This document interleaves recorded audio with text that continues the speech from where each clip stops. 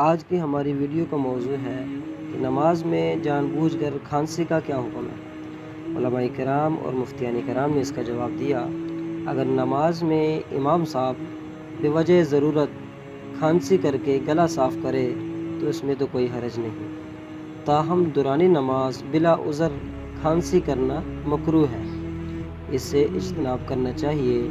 البتہ اس کھانسی سے نماز فاسد نہیں ہوگی، حتی الامکان کھانسی پر قابو رکھنا چاہیے۔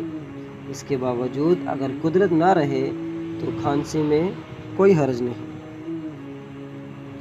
لیکن اگر بلا عذر قصدن اگر کوئی کھانسی کی وجہ سے آواز میں حروف پیدا ہونا شروع ہو جائیں، جیسا کہ آہ، ایح، اوہ وغیرہ، تو اس سے نماز فاسد ہو جائے گی۔ اللہ تعالی ہم سب کو دین کی صحیح سمجھ عطا فرمائے۔ واللہ اعلم بالصواب۔